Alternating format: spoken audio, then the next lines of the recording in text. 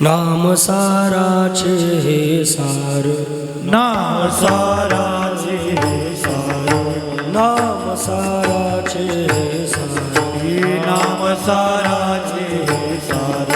शरणगताय किंकर शरणागताय हे शरणयका किमते कर, शरणयका किमते कर, शरणयका किमते कर, शरणयका किमते कर.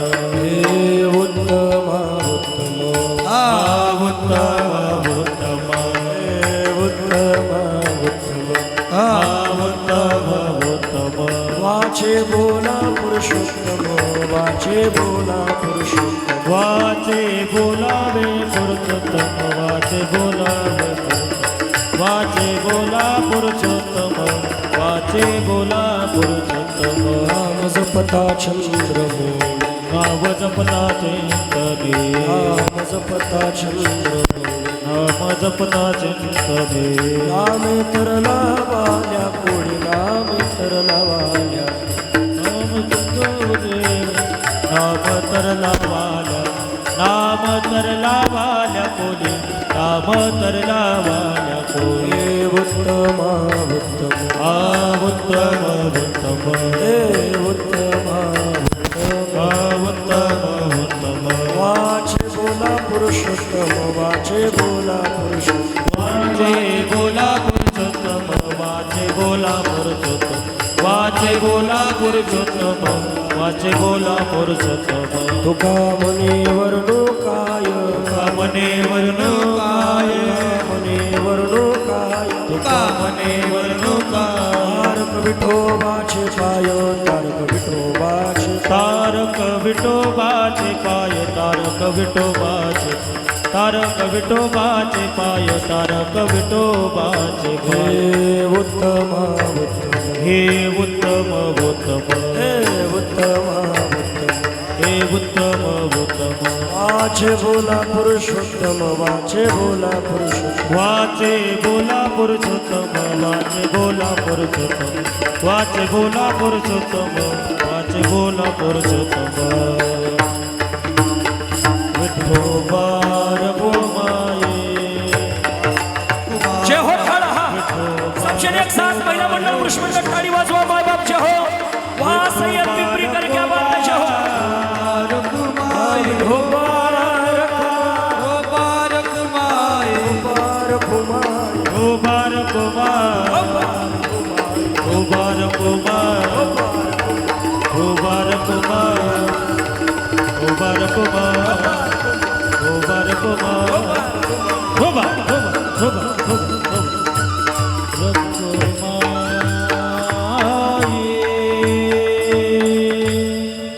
नाम साराचे हे सार, शरणागताय किंकर, उत्तमा उत्तम, वाचे बोला पुरुषोत्तम प्रसूत. प्राप्त स्थळी कीर्तन रूपी सेवेकरिता निवडील भंग. देवच्या सुप्रसिद्ध साधू वैराग्याचे मूर्ती महंत पुतळे श्री संत श्रीमंत जगद्गुरु श्री तुकोबाराय आणि श्री तुकोबारायांच्या अभंग संहितेमधील अभंग गाथेमधील 4 चरणाचा आणि आजच्या प्रसंगाला शोभणारा भंग कीर्तन रूपी सेवेकरिता निवडला. विठ्ठल विठ्ठल विठ्ठल विठ्ठल विठ्ठल विठ्ठल. अर्थ जर बघितला तर फार सोपा आहे. प्रस्तुत अभंगामधनं जगद्गुरु श्री तुकोबाराय सांगता बाबा रे, आपल्या जीवनामध्ये मानवी नरदेहाला आल्यानंतर मानवी नरदेहाचं इति कर्तव्य जर काय असेल तर जन्म मरणाची एरझार चुकवणं. नवे नवे आपल्या जीवनामध्ये खऱ्या अर्थानं आपण जर नवीन कर्म करत राहिलो तर परत जन्म जन्म झाला मृत्यू आपल्या जीवनामध्ये या एरझारा चालू राहणार आहे. नवे नवे आपल्या कर्मानुसार आपल्या जीवनामध्ये मृत्यूनंतर सुद्धा सद्गती अधोगती. मग आपल्या जीवनामध्ये कर्म जर वाईट असेल तर यमाच्या यातना आपल्याला उपभोगावं लागतं का हो महाराज. मग त्या यातनातून सुटका करण्याकरता आम्ही काय केलं म्हणजे आमच्या जीवनामध्ये त्या यातनातून सुटका होईल. महाराज म्हणता भगवान परमात्म्याचं नाव सारात सार असल्यामुळं खऱ्या अर्थानं आपल्या जीवनामध्ये आपण त्या देवाचं भजन केलं का आपल्या जीवनामध्ये यमाच्या यातनामधून सुटका होते. असं उत्तमात उत्तम साधन या जन्मामध्ये जर काय असेल तर ते पुरुषोत्तमाचं भगवान परमात्म्याचं नाव आहे. ज्यानं भगवान परमात्म्याची शरणागती केली त्याच्या जीवनामध्ये खऱ्या अर्थानं भगवान परमात्मा तारण्याचं काम करतो. महाराज असं काही उदाहरण तुमच्याकडं आहे का? एखाद्यानं भजन केलं आणि भगवान परमात्म्यानं त्याचा उद्धार केला. उदाहरण देता आपल्या सगळ्यांच्या परिचित वाल्या कोळ्याचं. वाल्मिक ऋषीनं काय केलं? आपल्या जीवनामध्ये फक्त रामप्रभूचं त्या पुरुषोत्तमाचं भजन केलं, आपल्या जीवनामध्ये भलं झालं. तसं तर महाराज म्हणता आपल्याला तारण्याकरता त्या देवाचे पाय सुद्धा आपला उद्धार करता. म्हणून उत्तमात उत्तम साधन जर काय असेल तर त्या भगवान परमात्म्याचं पुरुषोत्तमाचं नाव आहे, त्याचं भजन करा, आपल्या जीवनामध्ये उद्धार होईल. विठ्ठल विठ्ठल विठ्ठल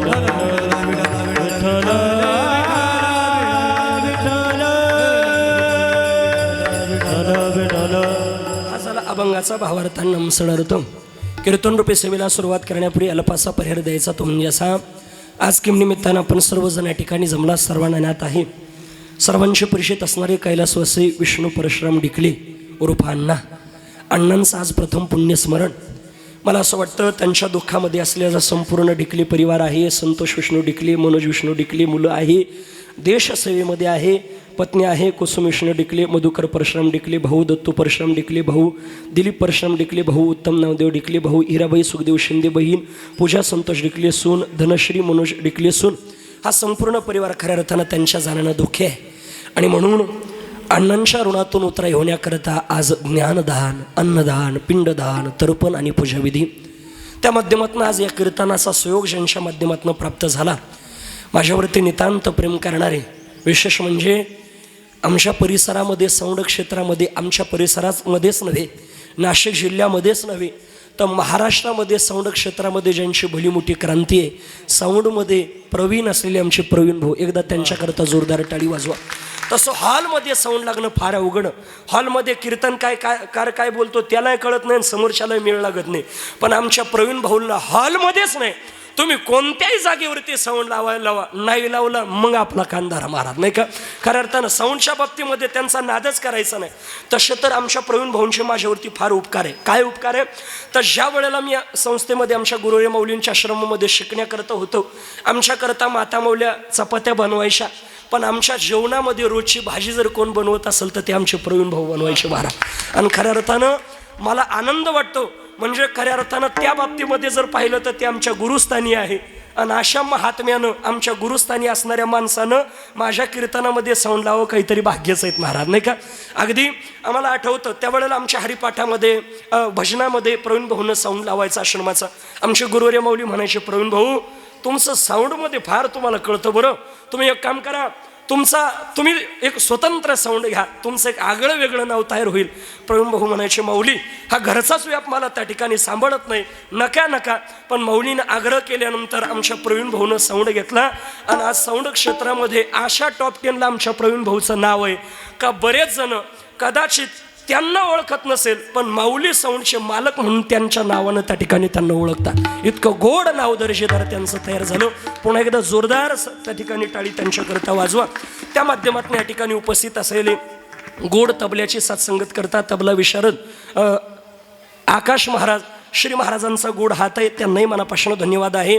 या बाजूला मृदंगाची सत्संगत करता मृदंग वर्ष मृदंग अलंकार हरिभक्त पारण आमचे आदित्य महाराज आहे. या बाजूला गोड हार्मोनियमचे सत्संगत करता शिरसाट सर, अतिशय गोड, सरांची अशी बोटं फिरतात, आमची डोळे फिरतीने मारा तेवढे बोटं फिरतं, फार गोड आहे तुमची पकड आहे, तुम्हालाही धन्यवाद आहे. त्याच पद्धतीनं गोड विनेकरी आहे आमचे हरिभक्त परायण, गोड गायनाचार्य ज्यांच्या आवाजानं उभ्या महाराष्ट्राला वेड लावलं आमचे दिलीप मामांनाही धन्यवाद आहे. या बाजूला गोड गायनाची सत्संगत करता स्वर्गंधर सुरेशकर हरिभक्त परायण आमचे सुजित महाराज आहे हरिभक्त परायण. गावातील परिसरातील संपूर्ण भजनी मंडळ तुम्हाला सगळ्यांना मनापासून धन्यवाद देतो. आणि खऱ्या अर्थानं विशेष करून आजची ज्यांची आपल्या कार्यक्रमामध्ये उपस्थिती आहे, खऱ्या अर्थानं ज्यांची बासरी ऐकल्याबरोबर आपल्याला सगळ्यांना चाहूल लागते असे राहुल महाराज, श्री महाराजांकरता एकदा जोरदार टाळी वाजवा. विशेष बासरीच्या बाबतीमध्ये त्यांचा कोणी हात धरायचा नाही महाराज, धरायचा झाला तर पायच धरायचा.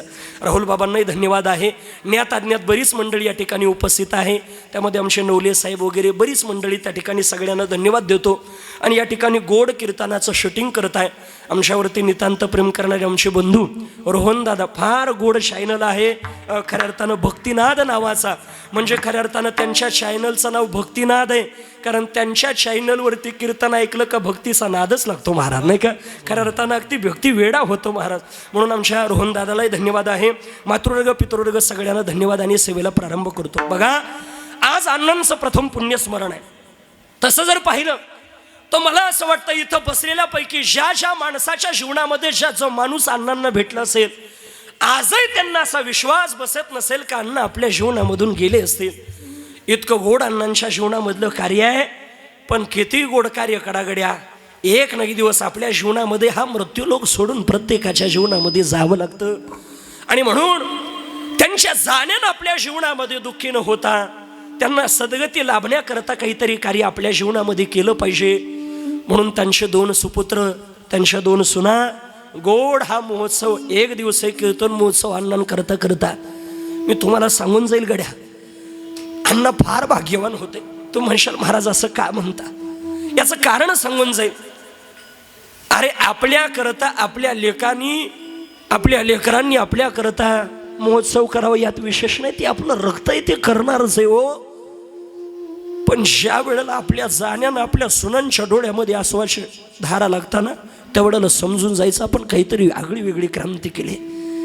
ज्या वेळेला सुनांना सुद्धा मुलगी होऊन त्यांचा सोहळा करावा वाटतो त्यावेळेला काहीतरी त्यांच्या जीवनामध्ये केलेलं असलं पाहिजे. खऱ्या अर्थानं आपल्या जीवनामध्ये आपलं जीवनच असं पवित्र असलं पाहिजे. आपलं सुद्धा माता माऊलीवर आपलं जीवन किती पवित्र असलं पाहिजे माहिती आहे का. माहेरातून जर तुम्ही सासरला निघाल्या ना, माहेरातून सासरला निघाल्यानंतर आईबापाच्या डोळ्याला आसवाच्या धारा लागावा. आणि सासरवरून जर तुमच्या जीवनामध्ये तुम्ही माहेरला जाण्याकरता निघाल्या ना, आपल्या सासू सासऱ्याच्या डोळ्यामध्ये आसवाच्या धारा लागावं. इतकं पवित्र कर्म आपल्या जीवनामध्ये असलं पाहिजे. आणि मला असं वाटतं तेच अण्णांच्या मुलांच्या बाबतीमध्ये, अण्णांच्या पत्नीच्या बाबतीमध्ये, अण्णांच्या सुनाच्या बाबतीमध्ये खऱ्या अर्थानं हे कार्य आहे. आणि आपल्या सुद्धा जीवनामध्ये हेच आपल्या सोबत येणार आहे. दुसरं काय येणार आहे. रिकाम्या हाताने आलो, एक दिवस रिकाम्या हाताने जायचंय. काय घेऊन आलो आपल्या जीवनामध्ये. कोणी किती लखोपती असू द्या, कोणाच्या जीवनामध्ये किती धन असू द्या, पण एक ना एक दिवस राजा रावणासारख्या अशी लंका, सोन्याची लंका, 1 अन 2 तोळा नाही, ज्याची लंका सोन्याची त्याला कवडी मोल सुद्धा आपल्या सोबत नेता येत नाही. ते तर तुमच्या माझ्या जीवनामध्ये 1 अन 1.5 एकर बी घेणं 2-4 गुंठ्यानं काय सोबत नेणारे गड्या, काही आपल्या सोबत येत नाही. फक्त जे पवित्र कर्म केलंय ना ते आपल्या सोबत येणार आहे. म्हणून आपल्या जीवनामध्ये पवित्र कर्म करा, गोड भगवान परमात्म्याचं चिंतन करा, तेच आपल्या सोबत येणार आहे. दुसरं काय येणार आहे. एके ठिकाणी किती गोड वर्णन आहे बघा. येताना घेऊन आला सकाळ, जाताना घेऊन जाणार काय. येताना घेऊन आला सकाळ, जाताना घेऊन जाणार काय. नको अभिमान करू, भल्या माणसा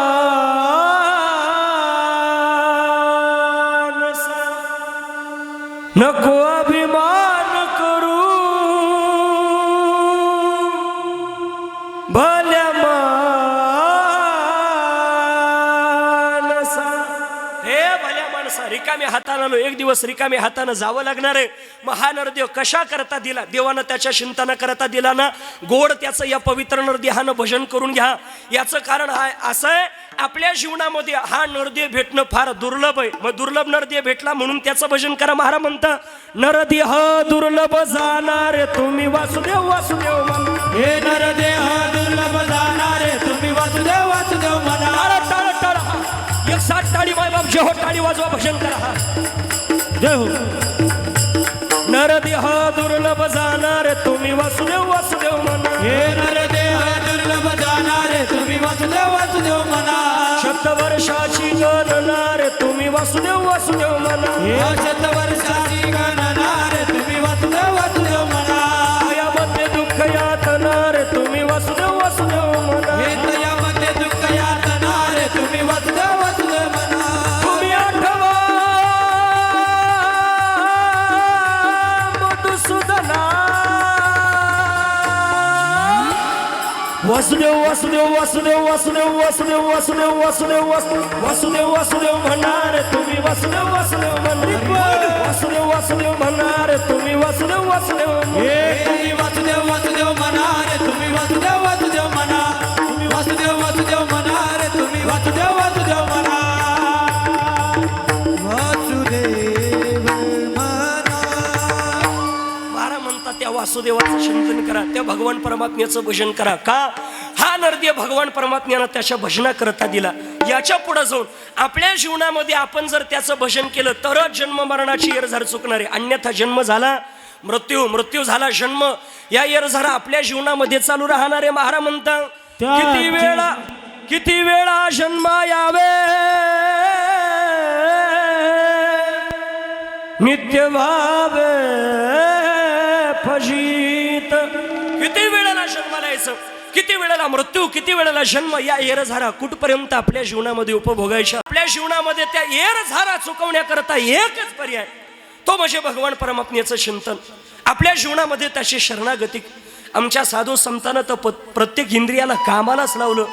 पायाला सांगितलं त्याची तीर्थयात्रा करा, हाताला सांगितलं त्याच्या भजनामध्ये टाळी वाजवा, डोळ्याला सांगितलं त्याचं मुखावलोकन करा, आणि वाचेला काम दिलं काय, घेई घेई घेई माझे वाचे वाचे हो गोड नाम विठोबाचे.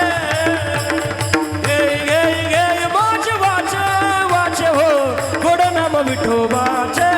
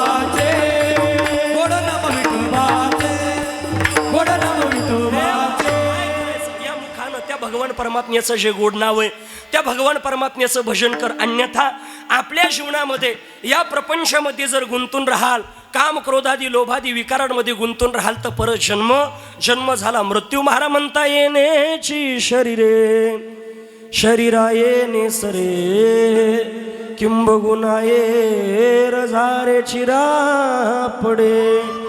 शिरकाल येरझारा मारावं लागतील बाबा. मग त्या येरझारा मारावं लागू नये याकरता पवित्र कर्म करा. या प्रपंचामध्ये या विकारांमध्ये गुंतून राहू नका. बरं हे विकार असे यांनी कोणला सोडलं नाही बाबा. गृहस्थी मनुष्याला सोडत नाही असं नाही. मग भल्या भल्या साधू संतांच्या जीवनामध्ये, देवाधिकांच्या जीवनामध्ये सुद्धा या काम क्रोध लोभादी विकारांनी सोडलं नाही. अगदी तपस्वी महात्म्यांच्या सुद्धा जीवनामध्ये या विकारांनी कसं सोडलं नाही बघा. शास्त्रामध्ये गोड प्रसंगाला सांगतं लक्षामध्ये. फार पूर्वी एक तपस्वी सौभरी नावाचे ऋषी होऊन गेले. फार पवित्र आहे. त्यांच्या जीवनामध्ये जन्माला आल्यापासून ब्रह्मचारी व्रताचं पालन करणारा महात्मा आहे. सौभरी नावाच्या ऋषींचं जीवन जर पाहिलं ना, साधनामय जीवन आहे. अगदी लहानपणामध्ये, आणि असं असतं माणसाच्या जीवनामध्ये बाबा, लहानपणामध्ये जे संस्कार लागताना ते शेवटपर्यंत असतात. बरोबर आहे का ना. नंतर आपण किती शिकण्याचा प्रयत्न करा, काही नाही.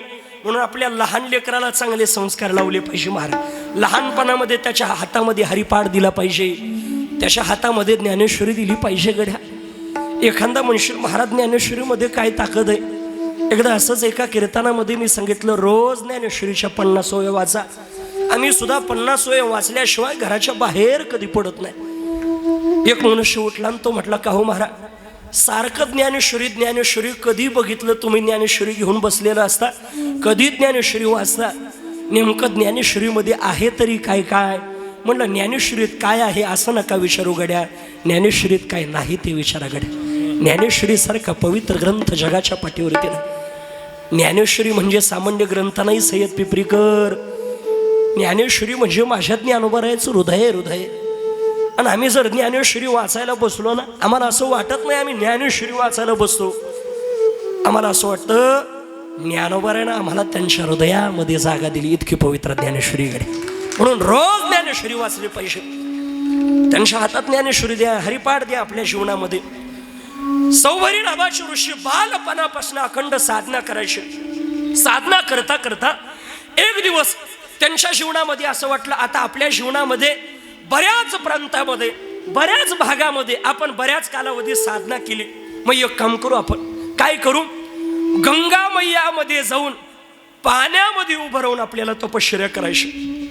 जसं आपल्या प्रपंचिकाच्या जीवनामध्ये हे झालं का ते करावं वाटतं, ते झालं का हे करावं वाटतं, का याच्यात सुख त्याच्यात सुख भेटेल या अभिलाषेनं मनुष्य पडतो. तसं साधना करणाऱ्या महात्म्याच्या जीवनामध्ये मला इथं तप केल्यानंतर सुख भेटेल, मला या डोंगरात केल्यानंतर, या जागेवरती एखाद्या महात्म्यानं केले ना तिथं साधना केल्यानंतर आनंद. या ठिकाणाला जगद्गुरु जनार्दन स्वामी महाराजांनी केलं, इथं साईबाबांनी तपश्चर्या केली, मग त्या जागेवरती मी तप करावं, एखाद्या गुहेमध्ये जावं, एखाद्या कुटियामध्ये जावं. त्यांच्या जीवनामध्ये त्यांना असं वाटतं आपल्या जीवनामध्ये वेगवेगळ्या जागेवरती साधना करावी. तसं सौभरी ऋषींना असं वाटलं मी पाण्यामध्ये तपश्चर्या करावी. आणि म्हणून पाण्यामध्ये तपश्चर्या करण्याकरता गेलेले सौभरी नावाचे ऋषी, पण पाण्यामध्ये गेल्याबरोबर त्यांनी माशाचा प्रपंच पाहिला. आणि माशाचा प्रपंच पाहिल्याबरोबर त्यांना विवाह करावं वाटलं, महाराज लग्न करावं वाटलं. काय कधी माणसाच्या जीवनामध्ये काय होईल सांगता येत नाही. श्याम महात्म्यानं बालपणापासून आपल्या मनाला ताब्यामध्ये ठेवलं, बालपणापासून त्या ठिकाणी साधना केलेली. आणि अशा महात्म्याच्या जीवनामध्ये, अशा महात्म्याला आता वृद्ध झाल्यानंतर पाण्यामध्ये माशाचा प्रपंच पाहिल्यानंतर लग्न करावं वाटतं. काय विशेष का नाही. बघा, हे विकार आपल्यामध्ये कधी प्रवेश करतील काही सांगता येत नाही. याच्यापासून फार सावध राहिलं पाहिजे. असंच एकदा नारदांच्या सुद्धा जीवनामध्ये घडलं होतं, आपल्याला सगळ्यांना माहिती, आलं ओघानं म्हणून सांगतो. नारदांच्या सुद्धा जीवनामध्ये अखंड भजन करणारे नारद महर्षी, पण एकदा नारद महर्षी गंगेवरती स्नानाला गेले. आणि गंगेवरती स्नानाला गेल्यानंतर नारदांनी पाहिलं एक मासोळी आहे, आणि त्या मासोळीच्या पाठीमागं काही मासे लागले. आता हे काही विशेष आहे का. पण नारदांना असं वाटलं, अरे आपण सुद्धा लग्न केलं पाहिजे, प्रपंचामध्ये किती सुख आहे म्हणे. मग नारदांनी विचार केला, अरे आता आपल्याला मुलगी कोण देणार, कारण आता मुलीवाले लय अवघड झाले, ज्यांचं झालं ते सक्सेस आहेत महाराज, नाही का. नाही तर अवघड. पूर्वीच्या काळामध्ये बाबा, तुमच्या काळामध्ये अशी म्हण होती, काय, घर म्हणतं बांधून पाय, वीर म्हणते खोदून पाय, आणि लग्न म्हणतं करून पाय. ठरवलं ना तुम्ही, घर म्हणतं बांधून पाय, काय अवघड नाही, वर्षात 2-4 बंगले बांधू शकता. एखादं म्हटलं वीर म्हणते खोदून पाय, काय अवघड नाही, ठरवलं ना 2-4 मशिनी द्याने, दिवसात 2-4 विहिरी बांधसान. पण लग्न लय अवघड महाराज, नाही का. पूर्वीच्या कालावधीमध्ये काही काही माणसं म्हणायचे, मला ना नातवाचं तोंड पाहून मरायचंय. आता नातवाचं नाही, बायकोच पाहिलं तरी नशिबाची महाराज, नाही का. अवघड आहे. नारद महर्षींना असं वाटलं, अरे आपल्याला मुलगी कोण देणार. मग नारदांनी विचार केला, मग एक काम करू ना म्हटले, आपण ज्याची भक्ती करतो त्या देवाला बायका किती म्हटले, 16,108. मग त्यापैकी एखादी करून घेऊन म्हटले, एखादी मागून घेऊन. पा नारद, देवाला पिता मानता म्हणजे त्यांच्या पत्न्या कोण लागत्या, माता. पण कामानं प्रवेश केल्यानंतर कसं होतं, नारद महर्षीनं विनाय तिथं टाकल्या, चिपळ्या तिथं टाकल्या, गेले कोणाकडं, भगवान परमात्म्याकडं. आणि देवाकडे गेल्यानंतर देव म्हणले, नारदा कस काय आले, कुठं आले. म्हणले काय कधी आले काही कळालं नाही, गळ्यामध्ये विना दिसत नाही, चिपळ्या ते सोडून दिलं. म्हणले का बरं. म्हणले आम्ही विना वाजू विण्याच्या तारी तुटल्या तरी आमचा मेळ बसानं. म्हणले तुमच्या चालल्याच गाड्या व गाड्या, गाड्या व गाड्या. असं नारद म्हणले, आपलं काही म्हणणं नाही बाबा, नाही का, यांचं नाही माझंही नाही, नाही का. तर म्हणले असं कुठं असतं का. म्हणले झालं काय. म्हणले आपल्याला शक्य नाही आता ते विनाय नको. म्हणले नारदा नाही काही काय झालं बुवा. मग म्हणले नारदा नेमकं काय झालं, कशा करता आले. आता नारदांनी विचार केला, आपण कस काय म्हणावं बुवा, मला लग्न करायचं आहे, कस काय म्हणता येईल, अवघड आहे का नाही, पंचायत आहे का नाही. मग नारद महर्षी म्हणतात, देवा घेन समजून. देव म्हणला कस काय समजून घेऊ. आता मला सांगा, देवाला कळत नाही का, पण तरी सुद्धा भगवान परमात्मा युक्ती करता. आता भगवान परमात्म्याला प्रत्येकाच्या मनातलं कळतं, पण तो देव मात्र खऱ्या अर्थानं देव म्हणला यांच्याकडूनच आज काढून घ्यायचं. म्हणले नारदा नाही नाही, पण कस काय आले. म्हणले घेन समजून. म्हणले कस काय समजून घ्यायचं राव, मला तो व्हॉट्सअपला मॅचच नाही, काही नाही, कस काय समजायचं राव. त्यावेळेला म्हटले आता नारद म्हणले हा बाबा काय आता ऐकायला तयार दिसत नाही, आपण सांगितलंच पाहिजे, पण डायरेक्ट मला लग्न करायचं असं नाही सांगायचं. मग नारदांनी विचारलं, देवा तुला बायका किती रे? म्हणले मला 16,108 आहे. म्हणले एवढ्या बायका तुला काय करायचं? म्हणजे मी पाहिलं मला किती करायचं, तू काल शहाणपणा शिकून राहिला नाही का? नाही नाही, पण एवढ्या बायकाचा सांभाळ कस काय करत असेल? काही लोकांना काय प्रश्न पडेल काही सांगताच येत नाही. एका जणानं मला प्रश्न विचारला होता, सुजित महाराज, म्हणजे का हो रावणाला बायका किती होत्या? म्हणलं रावणाला 80,000. म्हणजे नाही नाही, पण एवढ्या बायकायला साड्या ते मेकअपचं सामान कसं काय घेत असेल? अरे तो घेत असेल ना, तू काय टेन्शन घेऊन राहिला? तुम्हाला नाही नाही, पण एवढ्या महागाच्या साड्या, अरे लंका सोन्याची बाबा त्याची नाही काय? नाही नाही, पण 80,000 बायका, मग एवढ्या साड्या वगैरे कस काय घेत असेल? एवढ्यांची पूर्तता कस काय करत असेल? त्याला किती खर्च असेल? म्हणलं त्याच्या खर्चाची काळजी तू करू नको. का बरं? कारण त्याला 80,000 बायका होत्या तरी तो येळावर साड्या घेत होता. का बरं? तवा लाडकी बहीण योजना चालू होती, त्यात पैशातून तो घ्यायचा नाही का? बघा कोण कधी काय विचारायला सांगतात ना. म्हणले का रे देवा मग एवढ्या काय करायचं? म्हणजे नारदा मग नेमकं म्हणायचं काय? म्हणले एक काम करा, मला एखादी पत्नी देऊन टाका. त्यावेळेला सांगितलं कृष्ण परमात्मा म्हणले नारदांचं गणित जरा बिघडलेलं दिसतं. म्हणले नारदा एखादी काय, एक काम करा 7-8 घेऊन जा, पण 8 जिथं मी नसेल ती पत्नी तुमची, जिशा महालात मी नसेल ती तुमची. नारदांना असं वाटलं देव एका घरी राहील, दुसऱ्या घरी राहील, तिसऱ्या घरी राहील, 16,108 घरं, एवढ्या घरं तर कस काय देव राहणार? मी तर 100-200 बायका तर सहज करतो आजच्या आज म्हणले नाही का? पण ते आता ज्या नारदांनी नारद भक्ती सूत्रामध्ये लिहिलं, भगवान परमात्मा चराचरामध्ये सर्वस्यचाहम हृदय सन्निविष्टो. खऱ्या अर्थानं भगवान परमात्मा चराचरामध्ये महाराज म्हणता, विठ्ठल जळी स्थळी भरला रित ठाव नाही उरला, आज म्या दृष्टीने पाहिला विठ्ठलची विठ्ठल.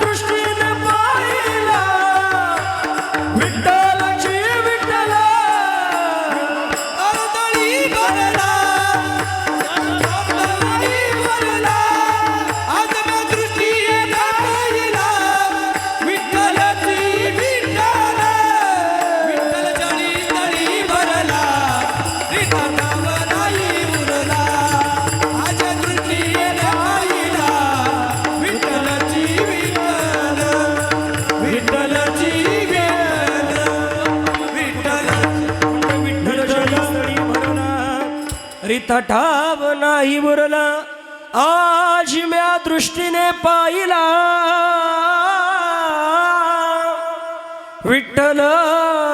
विठ्ठलाची विठ्ठल हो.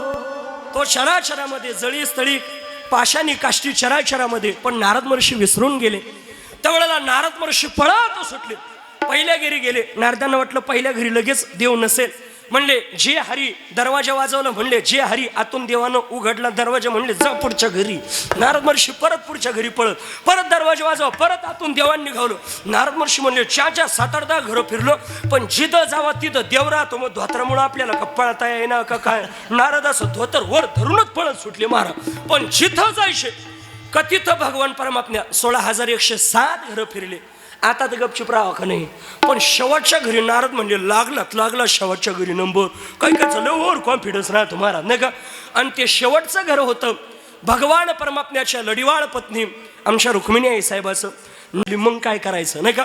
नारद महर्षी रुक्मिणी आई साहेबाच्या घरी गेले, दरवाजा वाजवला.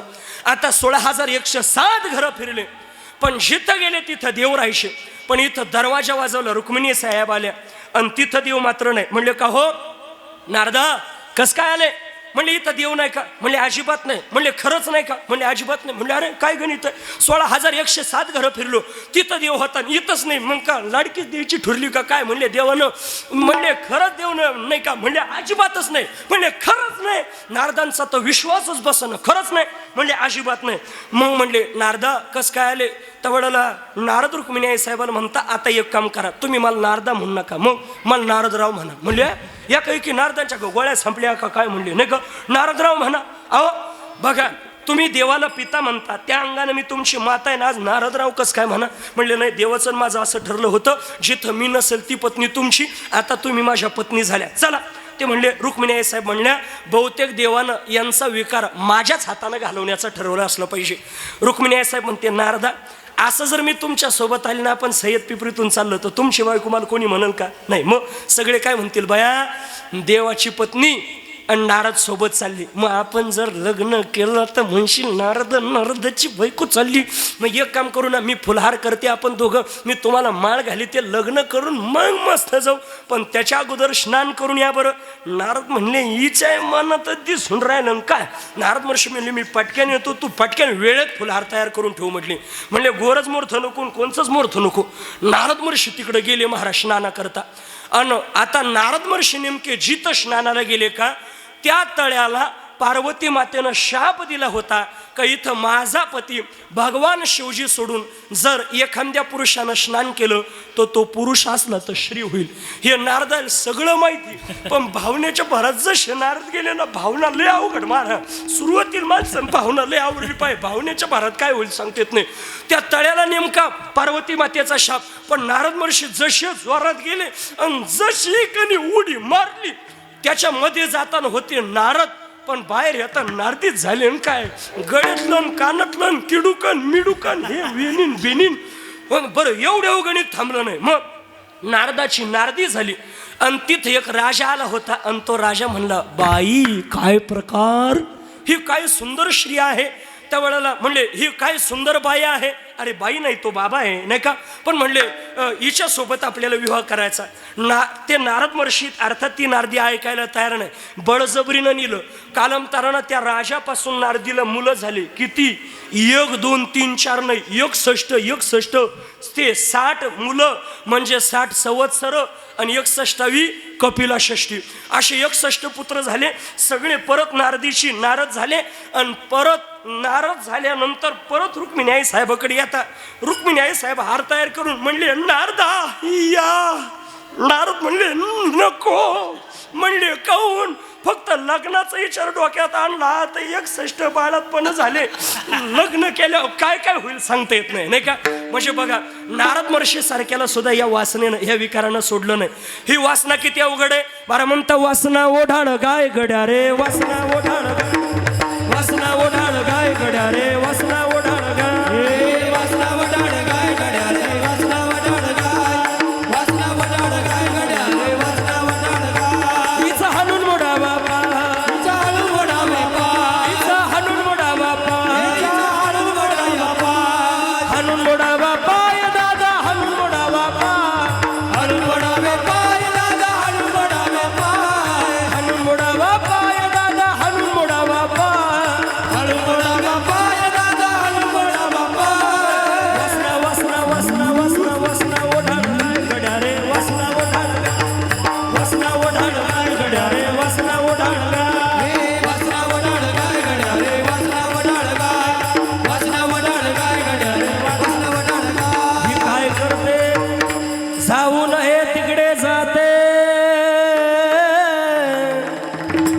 पाहू नये ते पाहते. हाणून मोडावा पाय दादा, हाणून मोडावा पाय, हाणून मोडावा पाय दादा, हाणून मोडावा पाय, हाणून मोडावा पाय दादा, हाणून मोडावा पाय, हाणून मोडावा पाय दादा, हाणून मोडावा पाय. वासना ओढाळ गाय गड्या रे, वासना ओढाळ गाय, हे वासना ओढाळ गाय गड्या रे, वासना ओढाळ गाय, हे वासना ओढाळ गाय गड्या रे, वासना ओढाळ गाय, वासना ओढाळ गाय गड्या रे, वासना ओढाळ गाय. जाऊ नये तिकडं जाते, जे पाहू नये ते पाहते आणि जे खाऊ नये ते खायला लावते. वासनेसारखं वाईट काहीच नाही. जसं नारदांच्या जीवनामध्ये झालं तसेच सौभरी नावाचे ऋषी, बालपणापासून तपश्चर्या करणारा महात्मा, बालपणापासून ब्रह्मचारी व्रताचं पालन करणारे महात्मा सौभरी नावाचे ऋषी, पण गंगा मैयामध्ये माशाचा प्रपंच पाहिला आणि गंगेमध्ये माशाचा प्रपंच पाहिल्यानंतर त्यांना विवाह करण्याची इच्छा उत्पन्न झाली. पण ते विचार करत आहे, अरे माझ्या जीवनामध्ये मला मुलगी कोण देणार. मग त्यावेळेला त्यांच्या लक्षामध्ये आलं, तेव्हा मानधाता नावाचा राजा आहे आणि त्या मानधाता नावाच्या राजाच्या पत्नीचं नाव आहे शशीबिंदू, आणि मानधाता आणि शशीबिंदूला एक कन्या आहे, तिचं नाव आहे बिंदुमती. या बिंदुमतीला 50 कन्या होत्या. 50 किती? 50. पूर्वीच्या काळामध्ये पुत्र संतान लय असायचे महाराज, 1 आणि 2 अजिबात नाही. बरं मुलीला आदर किती असायचा? 50 झाल्या पण काही म्हणली का नाही. इथं आपल्याला पहिल्यांदा समजा काय असतं माहिती आहे का, पहिल्यांदा लग्न जर झालं आपल्या लेकाचं तर, आणि लेकाचं लग्न झालं ना आपली सून गरोदर असली ना, या जुन्या आज्याला असं वाटायचं मला पहिल्यांदा नातू व्हावा. का? पहिल्यांदा वंशाला मी पेटवायला नाही म्हणून राहिलो, दिवा लावायला म्हणून राहिलो तुम्हाला, नाही का. बघा वंशाला दिवा पाहिजे. मग ह्या माता माऊलीला असं वाटायचं मला नातू हवा. पण यदा कदाचित नातू न होता जर नात झाली, जर मुलगी झाली, महाराज काही सासा अशा फुगून बसायच्या, मागच्या जन्मात बेडूक होती का काय होती काय नाही, अशी फुगून बसायची. मग कोणी पाहुणे जर भेटायला नाही का, हो मुलगी झाली का मुलगा, ती 1 नाही 2 नाही, अहो मुलगा झाला का मुलगी, ती म्हणजे आता काय प्रकारे बुवा, नाही का. ते मुलगा झाला का मुलगी, ती काट्टीच झाली. मग तू कोण आहे, तिला काट्टी म्हणून राहिली. असं बिगर पाण्याशांना धाडात तुला सोडून द्यावा काय करावं, नाही का. अवघड राहतं मारा. 50 कन्या खऱ्या अर्थानं त्यांच्या जीवनामध्ये. मग यांनी विचार केला त्या बिंदुमतीच्या 50 पैकी 1 तरी आपल्याला ते देतील, म्हणून आपण मानधाता नावाच्या राजाकडे गेलं पाहिजे. आणि म्हणून त्या माध्यमातून सौभरी नावाचे ऋषी खऱ्या अर्थानं मानधाता नावाच्या राजाकडे जाता. हा मानधाता नावाचा राजा कोण? याला सुद्धा 3 पुत्र आहे. खऱ्या अर्थानं एकाचं नाव आहे पुरुकुत्स, एकाचं नाव आहे योगी मुचकुंद, आणि एकाचं नाव आहे अंबरीश. म्हणजे अंबरीश नावाच्या राजाच्या पित्याचं नाव जर काय असेल तर ते मानधाता आहे, आणि मातेचं नाव जर काय असेल तर ती शशीबिंदू आहे. आणि खऱ्या अर्थानं त्यांचीच मुलगी बिंदुमती, आणि हिला 50 मुले आहे. म्हणून मानधाताकडे गेले. मानधाता म्हणताय सौभरी ऋषींना या कशा करता आले. म्हणले येण्याचं कारण असं आहे, बिंदुमतीला 50 मुली पैकी एखादी मला विवाह करण्याकरता पत्नी म्हणून त्या ठिकाणी द्या. त्यावेळेला आता मानधातानं विचार केला आपल्याला 50 जणी मुली आहे, पण खऱ्या अर्थानं हा बाबा म्हातारा झालेला आहे. आता म्हाताऱ्या माणसाला आपली तरुण मुलगी कशी द्यावी बरोबर करा. मग बरं या बाबाला नाही म्हणावा तर हे ऋषी तप केलेलं शाप देऊन टाकतील, आणि हा म्हणावा तर आपल्या पुढचं वाटोळ होतं ना, वाटोळ म्हणे आता कसं करायचं बुवा, नाही का. मग त्यावेळेला नाही म्हणायचं नाही, हाय म्हणायचं नाही. मग कसं करायचं, त्यावेळेला मानधातानं सौभरी ऋषीने एक टोमणं मारलं. काय? एक काम करा म्हणे, 50 पैकी 1 काय, जी मुलगी तुम्हाला वरील तिच्याबरोबर तुम्ही विवाह करा. म्हणजे त्यांना त्या वाक्यातून काय सांगायचं होतं, जर तुम्ही म्हातारे झाले तर एकही तुम्हाला वरणार नाही ना आले लग्न करायला, नाही का. माणसाला टोमणं सुद्धा कळलं पाहिजे, नाही तर काही माणसाला टोमणे देत्या आणि ते टोमणे सुद्धा कळत नाही. एखाद्यानं बाबाला कीर्तनात जर टोमणं दिलं आणि एखाद्याला तर कीर्तन झाले तुम्ही त्याला जाऊन भेटा का, हो आज कुठं वागत राहते का, कीर्तनात कुठं बडबड करीत राहते का, बाबानं किती टोमणं दिलं तुम्हाला, तो नाही बाबाच्या ना आपले ना नाही जुने समजते त्याच्यामुळं वावाच करीत राहत्या. तुला वावामधला आणि तुला निंदेमधला फरक कळतो का बाबा. अशी माणसं पाहिले का मला इतकं ढाचा रडावाच वाटतं मारा, नाही का. पण उगा लोक नाव ठेवतील म्हणून मी कीर्तन झाले गाडीत लय रडतो मारा. आता तुम्हाला काय सांगावं, नाही का. पण बघा खऱ्या अर्थानं प्रसंग असा निर्माण झाला, त्यांच्या लक्षात आलं अरे मला टोम न मारता का. मग तबळला सौभरी नावाचे ऋषी मनोमन म्हणता मी असं काही करेल का माझ्या अधिकाराच्या तपाच्या बळानं इतकं सौंदर्य प्राप्त करेल का देवांगनाने सुद्धा माझी अपेक्षा करावी, अप्सरेनं सुद्धा माझी अपेक्षा करावी. तुमच्या मुलांची काय बात आहे. आणि म्हणून तपाच्या बळानं इतकं सौंदर्य प्राप्त केलं. तपानं सौंदर्य प्राप्त करता येतं म्हणून ज्याला सुंदर व्हायचं ना त्यानं इकडं तिकडं जाऊ नका चेहरा घसायला, नाही का.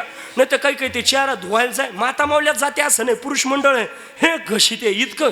तुला एक काम कर ना भांडी घसायची घस निघेन त्यानं घस ना घरी राखुंड लावून, नाही का. अवघड देवानं दिलं त्याच्यात काय बदल करणार आहे, नाही का. पण बघा खऱ्या अर्थानं आपल्या जीवनामध्ये सौंदर्य पाहिजे असेल तर साधना करा, सौंदर्य प्राप्त झाल्याशिवाय राहणार नाही गडे. आणि म्हणून त्या माध्यमातून अधिकाराच्या बळानं इतकं सौंदर्य प्राप्त झालं, इतकं सौंदर्य प्राप्त झालं का आता पहिल्यांदा त्या मानधातानं सांगितलं होतं 50 पैकी जी मुलगी तुम्हाला वरील तिच्याबरोबर विवाह करा. पण त्यांचं सौंदर्य बघून 50च्या 50 मुली म्हणायला लागल्या. त्या 50च्या 50 कन्या म्हणताय लग्न करील तर यांच्याशी. ही म्हणती माझे पती, ती म्हणती माझे पती. त्यांच्यातच भांडण लागले महाराज. ही म्हणती मीच लगीन करीन यांचं, दुसरी म्हणली मीच लग्न करीन. असं करता करता सौभरी नावाच्या ऋषीनं त्या 50च्या 50 कन्यांबरोबर विवाह केला. एकांतामध्ये बगीचे आपल्या तपसामर्थ्यानं बगीचे फुलं वन उपवन त्या ठिकाणी निर्माण केले. आणि एकांतामध्ये बराच काळ काम सुखाचे उपभोग घेतलं आणि बराच काल उपभोग घेतल्यानंतर एक दिवस एकांतामध्ये बसले आणि एकांतामध्ये बसल्यानंतर विचार करताय, अरे मी काय होतो, बालपणापासून ब्रह्मचारी व्रताचं पालन करणारा, पण आता मात्र माझ्या जीवनामध्ये खऱ्या अर्थानं या प्रपंचामध्ये मी गुंतलोय. माणसाच्या जीवनामध्ये कधीतरी माणसानं विचार केला पाहिजे.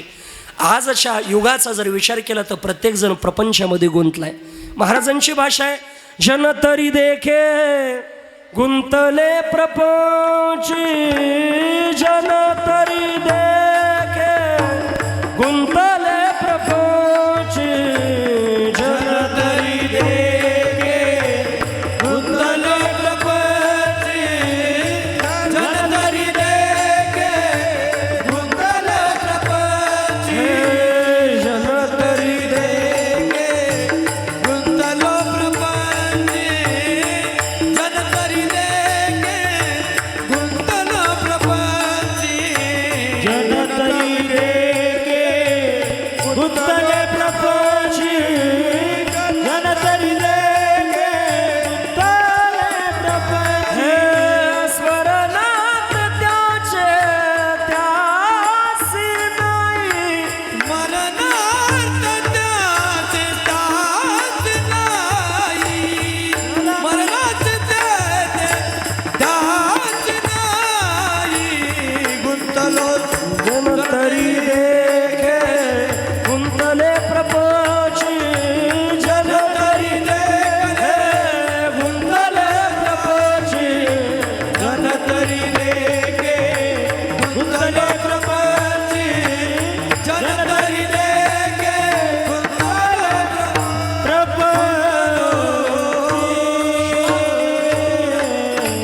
प्रपंचामध्ये गुंतलेला आहे. शौभरी नावाचे ऋषी एकांतामध्ये विचार करता, अरे मी काय होतो आणि कसा झाला, काय होता असं तू, काय झाला असं तू.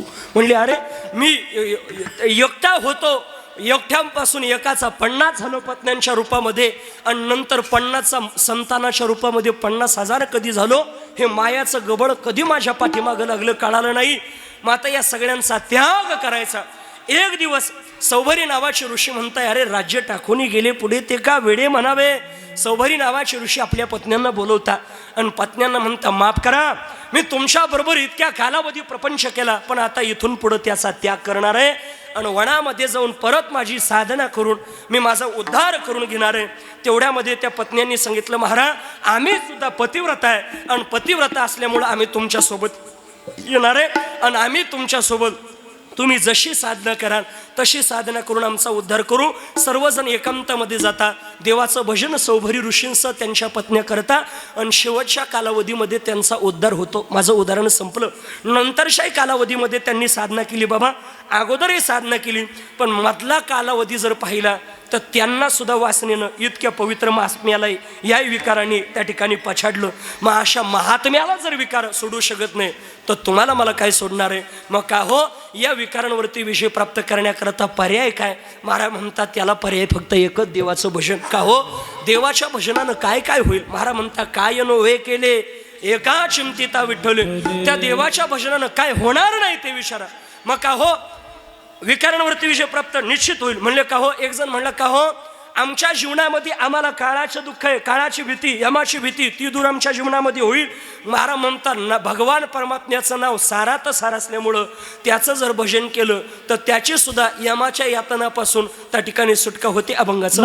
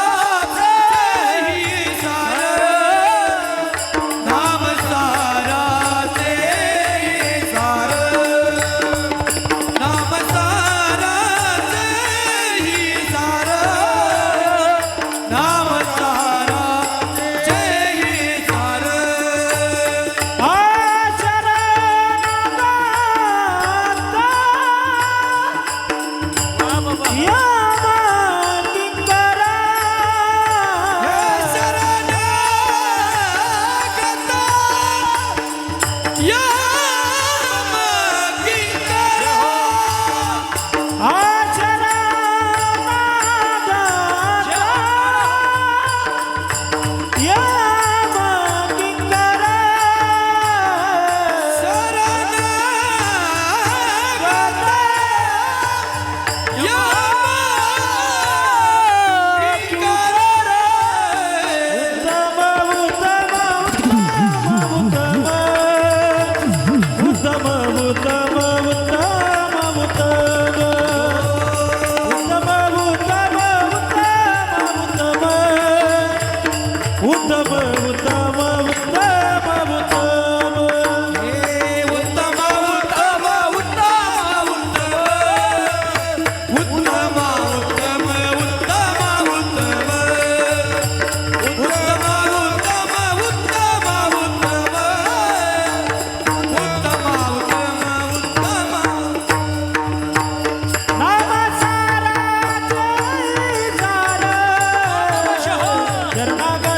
सुजित बाबा क्या बात है, जो जो जो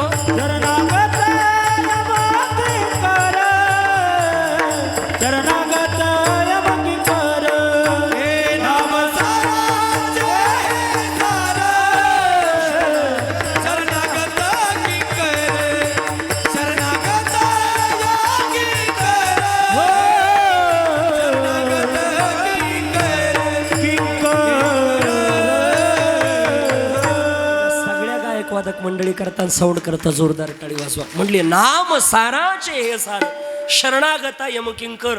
आपल्या जीवनामध्ये आपण जर त्याची शरणागती केली तर यमकिंकराच्या तावडीमधून सुद्धा आपल्याला सुटता येतं. मग त्याच्यातून जर सुटायचं असेल तर गोड देवाचं भजन करा, कारण भजनाकरता नरदे दिला ना.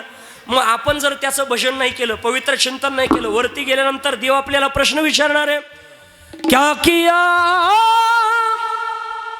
क्या किया क्या किया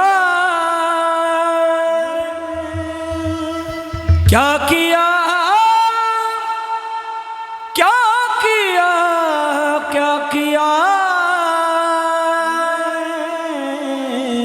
तूने जीवन गवा दिया क्या किया रे. जिसे पाना था उसको तो को दिया रे, जिसे पाना था उसको तो को दिया रे. क्या किया क्या किया क्या किया रे, क्या किया क्या किया क्या किया रे. तूने जीवन गवा दिया, तूने जीवन गवा दिया, क्या किया रे. जिसे पाना था उसको तो खो दिया रे, जिसे पाना था उसको तो खो दिया. क्या किया क्या किया रे, किया रे क्या किया क्या किया रे. तूने जीवन गवा दिया, तूने जीवन गवा दिया, क्या किया रे. जिसे पाना था उसको तो खो दिया रे, जिसे पाना था उसको तो खो दिया रे. जिसे पाना था उसको तो खो दिया, जिसे पाना था उसको तो खो दिया. अमृत छोड़ा पिता है शराब में, भगवान के नाम से मोह मोलिया. अमृत जोड़ा पिता है शराब रे, भगवान नाम से मोह मोड़िया. अमृत छोड़ा पिता है शराब में, भगवान के नाम से मोह मोलिया. अमृत जोड़ा पिता है शराब रे, भगवान नाम से मोह मोड़िया. क्या किया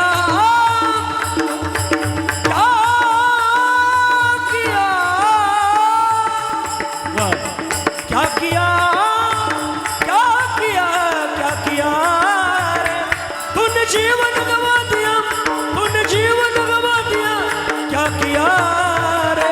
जिसे पाना था उसको तो खो दिया रे, जिसे पाना था उसको तो खो दिया रे. जिसे पाना था उसको तो खो दिया.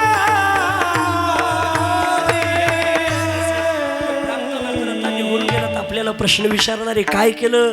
देवाचं भजन आपल्या जीवनामध्ये केलं का नाही? कधी कधी आपल्या जीवनामध्ये पवित्र कर्म केलं का नाही? म्हणून आपल्या जीवनामध्ये पवित्र कर्म करा.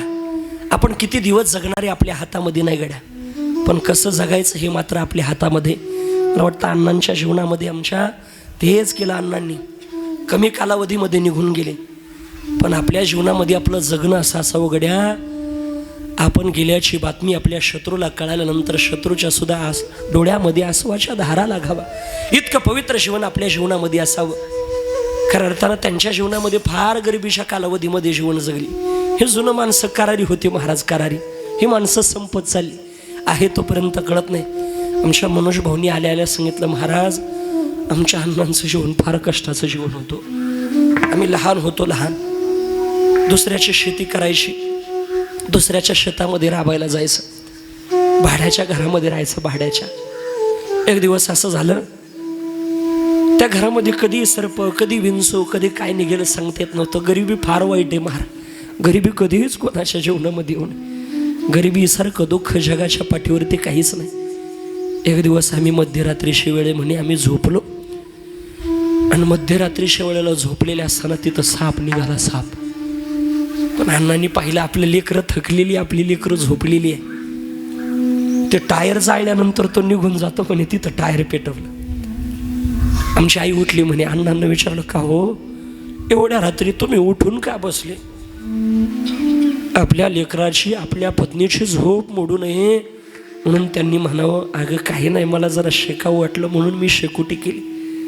बाप काय असतो गड्या, बाप किती प्रेम करतो याच्यातून कळतं आपल्या जीवनामध्ये. बापासारखं प्रेम कोणी करू शकत नाही. आयुष्यभर त्यांनी लोकांची कापडं शिवण्याची कामं केली, शेती करावी. आपल्या जीवनामध्ये वेळेमध्ये कुठलंही काम करायचं, कुठं जायचं असेल तरी वेळेमध्ये, कुठून यायचं असेल तरी वेळेमध्ये, कुठलं काम करायचं असेल तरी वेळेमध्ये. पण सगळं काम वेळेत करणारी अण्णा मात्र आवेळी या परिवाराला सोडून गेली महाराज. हे दुःख मात्र या परिवाराच्या जीवनामध्ये.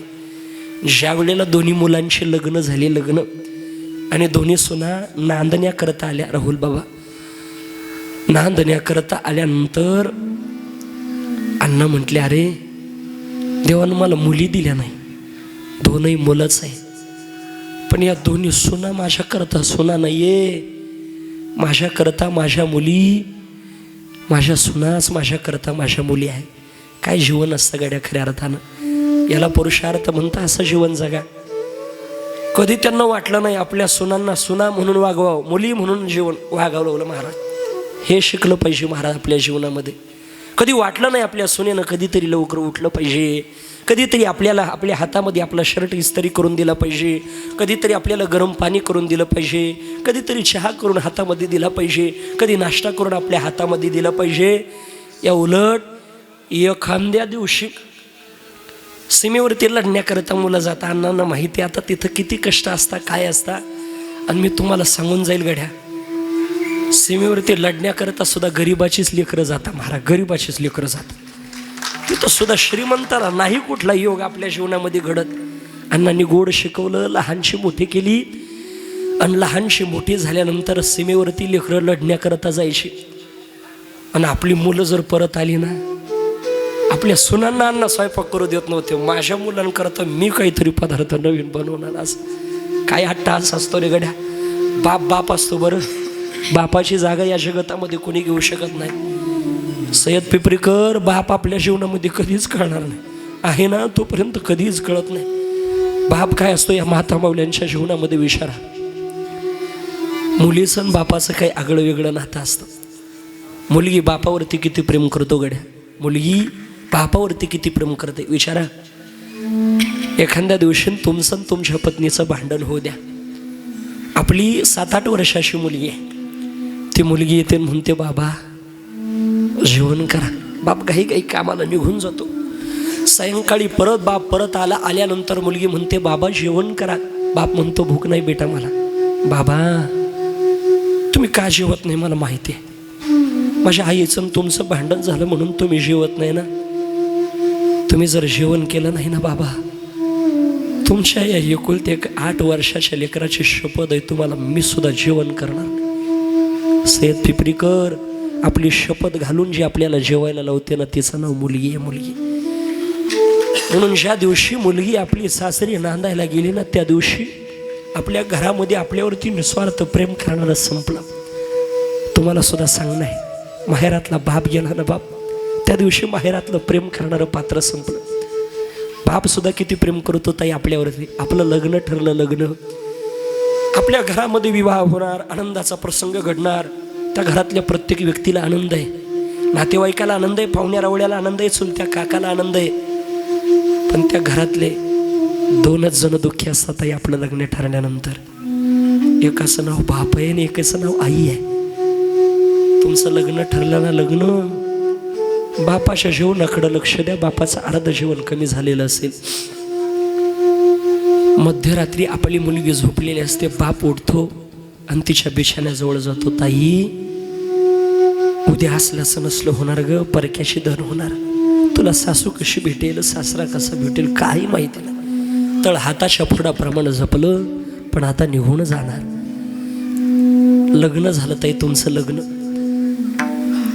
दिवसातून 2-4 वेळेला लग्नामध्ये साड्या बदलवते, तिचं नाव आई आहे.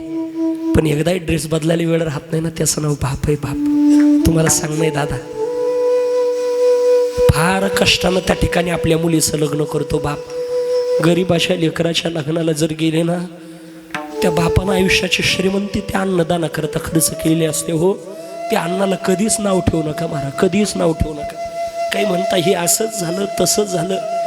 अरे त्या गरीब बापाला माहिती आहे किती पोटाला चिमटे घेतले ना, आपल्या लेकराचं लग्न करतोय. उलट नाही खायला काही भेटलं ना, गरीब बापाच्या मुलीच्या लग्नाला गेल्यानंतर 2 भाताचे शेत घ्या आणि ते खाल्यानंतर म्हणा, रामभाऊ काय स्वयंपाक झाला होता गड्या. मन भरलं बघा, असा स्वयंपाक पाहिला नाही. त्या बापाचा आनंद तुम्हाला किती आशीर्वाद देऊन जाईल सांगता येत नाही गड्या. पण कधीच त्या अन्नाला नाव ठेवू नका. ताई तुमचं लग्न झालं, लग्न विदाईचा प्रसंग आहे. विदाईच्या प्रसंगामध्ये आई जाते, गळ्यामध्ये पडते, रडते. मामा काका मावशी सगळे जाता, गळ्यात पडून रडते. पण ती मुलगी शोधते, माझा बाप मला दिसत नाही. गावातला कोणीतरी व्यक्ती जातो, शंभू चला हो, तुमच्या मुलीला वाटा लावण्याकरता. बाप म्हणतो, नाही हो रामभाऊ, नाही येऊ शकत. का? वाट 2 व्यक्तीला लावता, 2. एक प्रेताला वाट लावता आणि एक मेलेल्या व्यक्तीला एक प्रेताला वाट लावता आणि एक मुलीला वाट लावलं जातं. प्रेताला मेल्यानंतर वाट लावलं जातं हो, पण मुलीला जिवंतपणामध्ये वाट लावलं जातं. मी नाही येणार तिथं.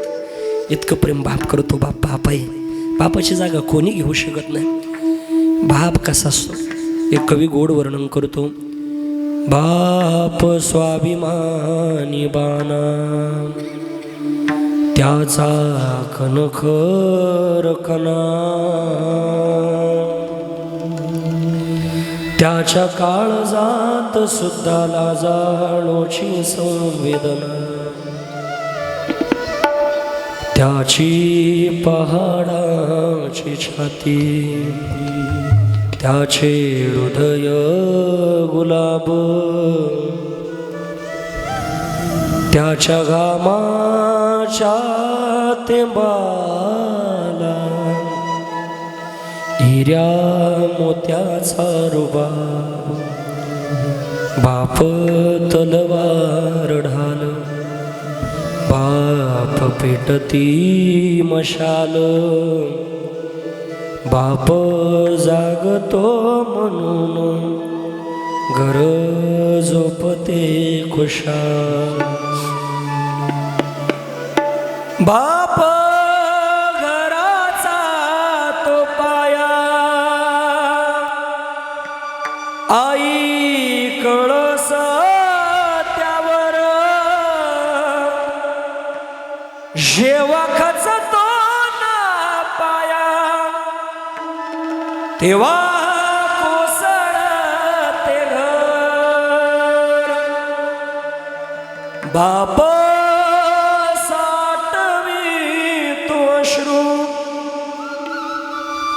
वाट पाहे त्या क्षणाची, जन्मभर रडतो लेक जाताना सासरी. बाप कष्टाचा काबा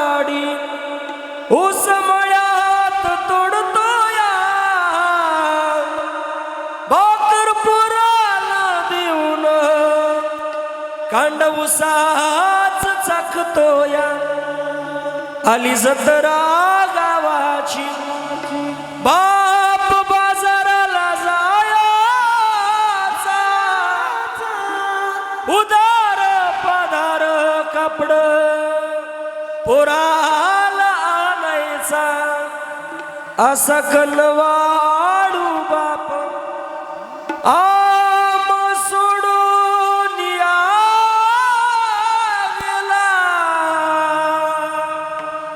माझ्या ताईचा जीव कसा वनवाशी झाला. म्हणून जोपर्यंत मायबाप आहे गोड मायबापाची सेवा करा, पवित्र जीवन आपल्या जीवनामध्ये जगा, पवित्र भगवान परमात्म्याचं चिंतन करा, कारण उत्तमात उत्तम त्या पुरुषोत्तमाचं नाम आहे, त्यानं आपल्या जीवनामध्ये उद्धार होईल. कोणाचा झाला? नाम जपता चंद्रमोळी नामे तरला वाल्या कोळी, वाल्या कोळ्याचा उद्धार झाला तसं तर देवाचे पाय सुद्धा आपल्या जीवनामध्ये आपला उद्धार करता. असं उत्तमात उत्तम असणारं देवाचं भजन करा. कसं असतं भजन? वारकरी संप्रदायाच्या नियमाप्रमाणे भजन करा. विठो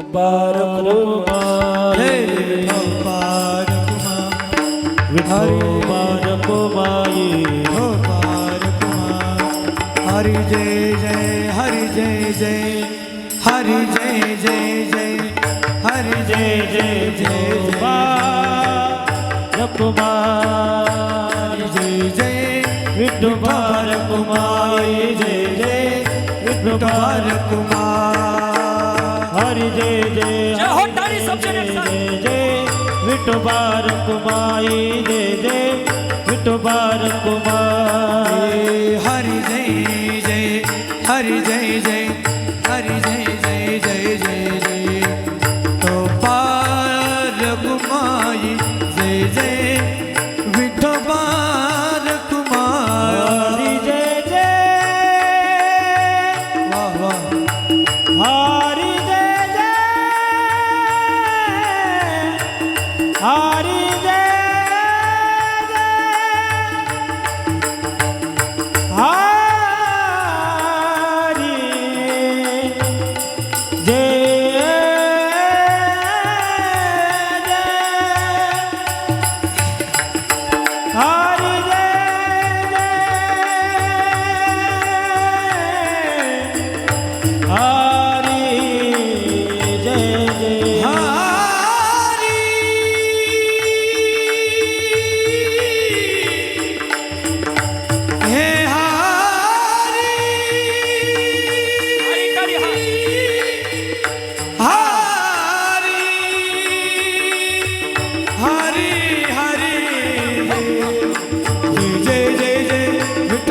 कुमारी जय जय कुमारी जय जय विठुबार कुमारी जय जय हरि जय कुमार कुमारी जय जय कुमार कुमार हरि जय कुमार कुमार कुमार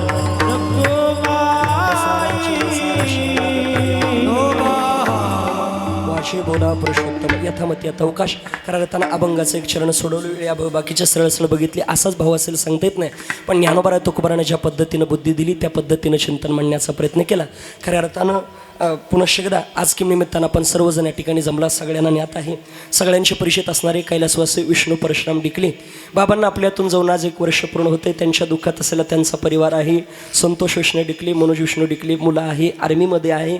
त्यानंतर खऱ्या अर्थानं त्यांची पत्नी कुसुम विष्णू डिकले, मधुकर परशुराम डिकले, भाऊ दत्तू परशुराम डिकले, भाऊ दिलीप परशुराम डिकले, भाऊ उत्तम नामदेव डिकले, भाऊ हिराबाई सुखदेव शिंदे, बहीण पूजा संतोष डिकले, सून धनश्री मनोज डिकले, सून हा संपूर्ण परिवार खऱ्या अर्थानं त्यांच्या जाण्या दुःखी आहे.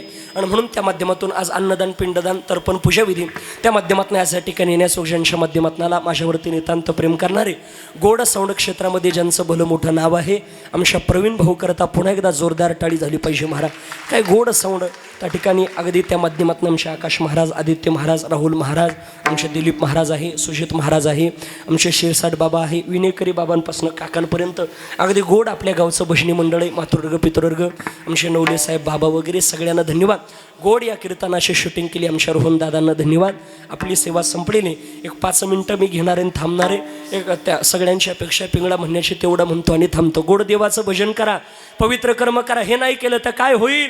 नाथ बाबा म्हणता आमचं काही नाही जाणार. मग हे जरी नाही काल तरी दुसरा येईल हे जरी नाही काल हे जरी नाही काल तरी दुसरा येईल हे जरी नाही काल सबजण एक साथ ताली काढा रिप्पू एक ताळी सर्वांनी एक ताळी हा. हे जरी हे जरी हे जरी हे जरी हे जरी नाही काल तरी दुसरा येईल हे जरी नाही काल हे जरी नाही काल तरी दुसरा येईल हे जरी नाही काल सरत शेवटी वा काळ बांधून नेईल सरत शेवटी वा सरती शेवटी बा काळ बांधून नेईल सरती शेवटी बा एका जनार्दनी आमची काय जाईल एक जनार्दनी आमचे काय बाजाईल पुष्पमंडळ सगळ्यांनी वरती हात करा एक साथ टाळी टाळी हा वासयत पिपरी बर करा पातशे होश होश टाळी टाळी टाळी हा एका जनार्दनी आमचे काय जाईल एक जनार्दनी आमचे काय बाजाईल पिंगळा पिंगळा पिंगळा महाद्वारी बोली बोलतो देखा पिंगळा महाद्वारी पिंगळा महाद्वारी बोली बोलतो देखा पिंगळा महाद्वारी हे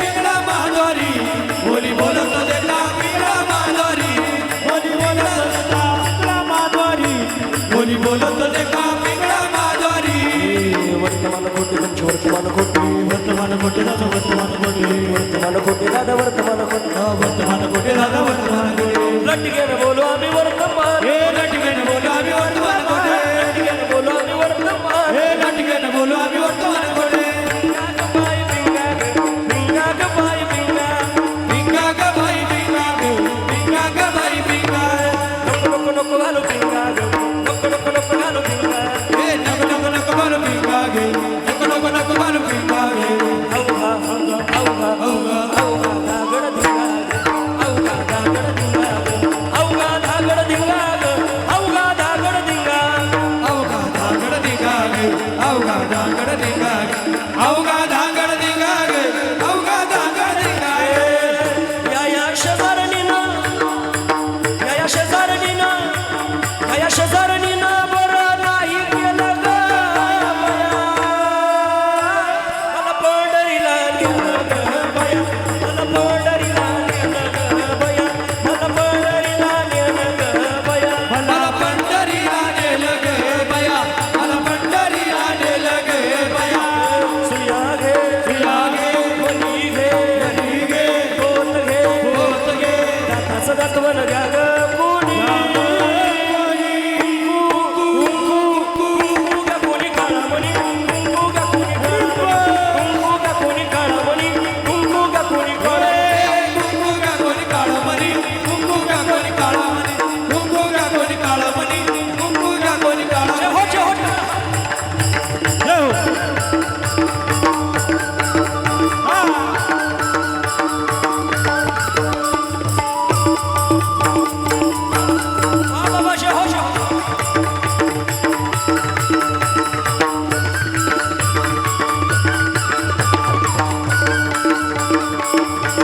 दादा गुरु मच्छिंद्रनाथ त्या गर्भगिरी पर्वतात दादा गुरु मच्छिंद्रनाथ त्या गर्भगिरी पर्वतात त्यांची भाषा लईच निराळी त्यांची भाषा लईच निराळी हरी बोल बंगाली बंगालीन बाबा बोलतो बंगाली बंगाली बंगालीन बाबा बोलतो बंगाली हे बंगाली बंगालीन बाबा बोलतो बंगाली बंगाली बंगालीन बाबा बोलतो बंगाली अशी बैठक न्यारी बसलाय बारी लईच थाटात अशी बैठक न्यारी बसलाय बारी लईच थाटात देव हा मडीचा कानिपनात देव हा मडीचा कानिपनात देव हा मडीचा मडीचा कानिपनाथ देव हा मडीचा मडीचा सबजण एक साथ ताली ताली हा ललकारी ललकारी अश देवनी ललकारी ललकारी ललकारी अश देवनी ललकारी बंगाली बंगाली न बाबा लय बंगाली बंगाली बंगाली न बाबा लय बंगाली हे बंगाली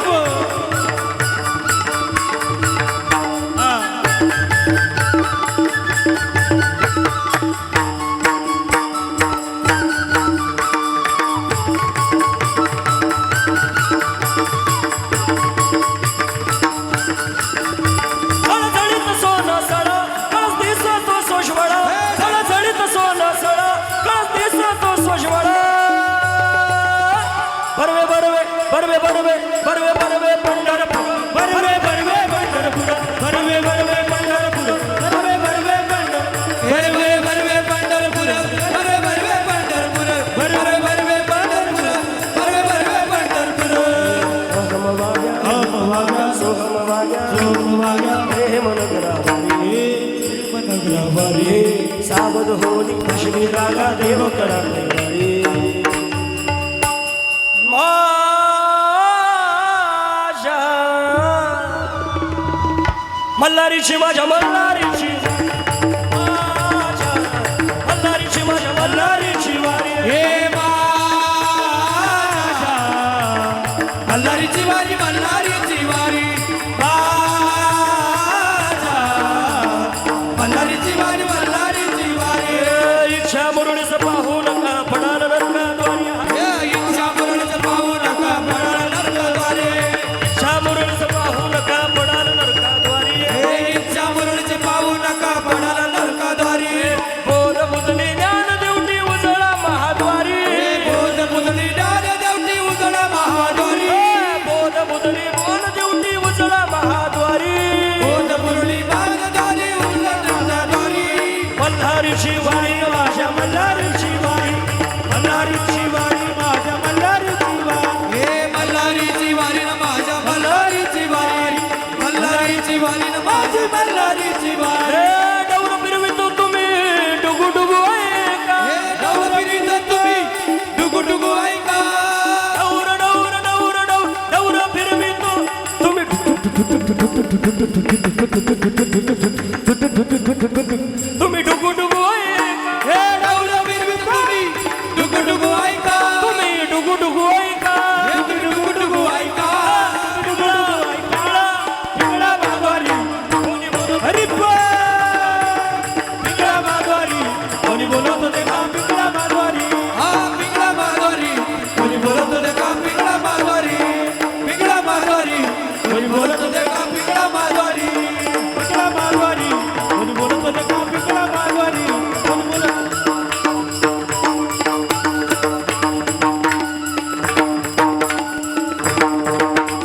माऊली ज्ञानेश्वर माऊली माऊली ज्ञानेश्वर माऊली माऊली ज्ञानेश्वर माऊली माऊली. निवृत्ती ज्ञानदेव सफाई मुक्ताबाई एक नटनामध्ये होते हा निवृत्ती ज्ञानदेव सफाई मुक्ताबाई एक नटनामध्ये हे विठ्ठल जय जय हे विठ्ठल जय जय विठ्ठल. हे चल आ बोलिले पुरे बेडवा कोडी कराच महापराज महाराज तुम्हीच जय नाही उच्चारिला अधिकार में हा पुरा कराच महापराज महाराज